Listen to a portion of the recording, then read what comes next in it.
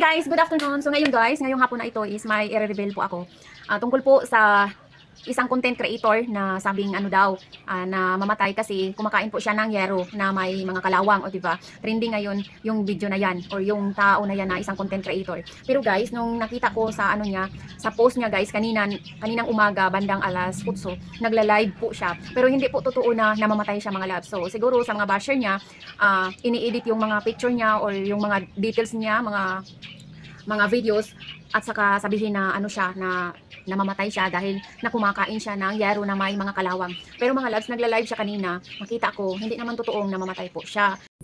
Sa gihapon na niya, gihapon ko mga idol, Biskay, Lois Ginoo. Dako kong buhi sa wa kay bawo dia mga idol nga sa gipos nga patay nako. Dako kong buhi mga idol. Kana ilaha, pangbiwas lang na ilaha para magbayad lang ilahang duty ko ron. Kung duty ko, dako kong buhi mga idol. Oh, padayon lang gyapon ko sa ako ang adlaw-adlaw gibuhaton. O kaluoy sa Ginoo. Salig na ako sa tanan sa titasan mga idol ang kaning gipangmukbang nako. Salig ako sa Ginoo mga idol. Ako gitugyan yan tanan. Sa kuan gihimo ni nila ang pagpanunglo. Ug may maraot na ako nga patay nako. Pero ani gyapon ko mga idol. Nagpadayon pa, buhi pa hangtod karon. Oh, makita niyo ron sa live nako. Oh, mga pilitan niyo mga idol. Mag-live ko ron mga idol. Aron makita ninyo kung sa ka tinuod ang katong wa kay bawo nga katuo patay nako. Mga followers sa Korea. Makalitan kay pagtanaw nga lungon og ambulansya makita. Kadahom sa taon og tinuod bro. Edit lang kana mga idol. Muna tinuod anay. Nag-live ko karon buntaga. Aron makita ninyo kung sa ka tinuod. Buhi pa ko. Nagkan pa kong mukbang mahimo mga idol. Salamat kayo sa nagsuporta ako. Bisan man tinuod o daw dili maayo ang akong ipangbuhat nga mga content. Pero kaluoy Ginoo. Buhi pa ko.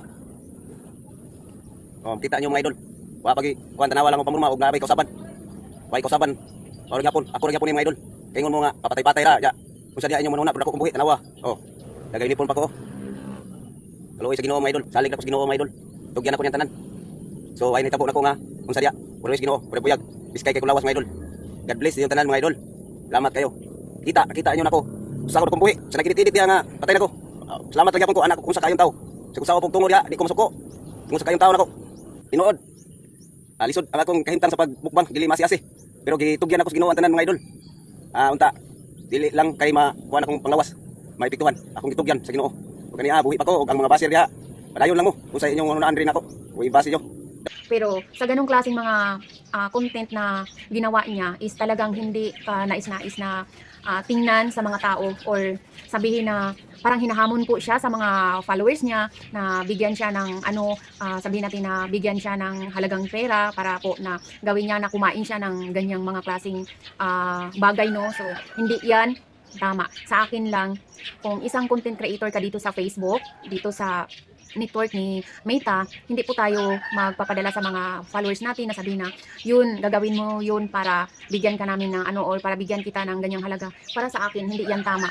Kung isang content creator ka naman dito, parang kumbaga libangan lang ng ating sarili para ma-i-expose natin yung ating mga ginagawa. Pero hindi sa ganun na parang yun na ang ating kinukuha ng ating paghanap buhay para maging sikat po tayo. Gawin natin ng mga ganyang bagay, hindi po yan tama. Gawin natin yung mga hindi ka nais-nais na pagko-content para lang sa mga magkaroon tayo ng mataas na views, hindi yun tama. Sa akin lang, as advice lang or as sa ating pang-araw-araw o sa ating buhay, wag tayong ganyan na gawin na nating isang hanap buhay yung pagko-content natin dito.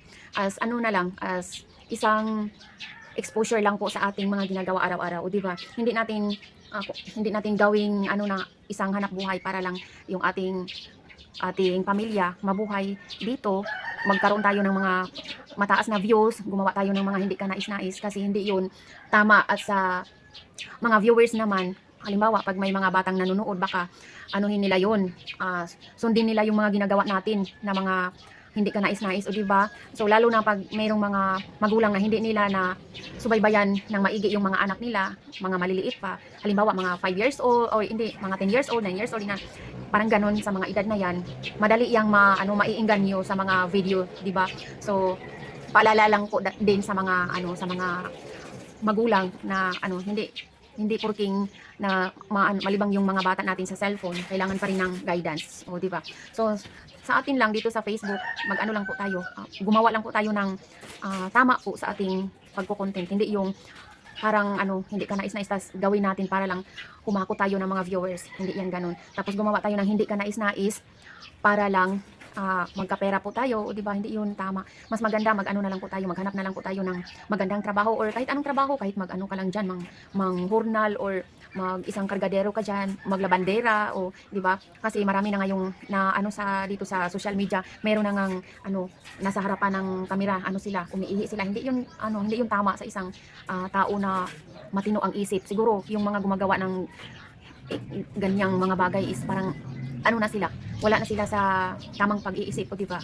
So, kung maghabol naman po tayo sa mga viewers, kasi maliit yung viewers natin, so magkukontent tayo ng di ka nais-nais, hindi yung tama. Mas maganda na lang maghanap na lang tayo ng ibang pong trabaho kung wala pong tayong insaktong pera na para pangtusto sa ating pamilya. Maghanap na lang po tayo ng ibang trabaho, hindi lang yung gumagawa tayo ng hindi ka nais-nais dito sa social media. Kasi social media lang po ito, as in ano lang, as libangan lang po sa ating sarili, sa ating pang-araw-araw, di ba?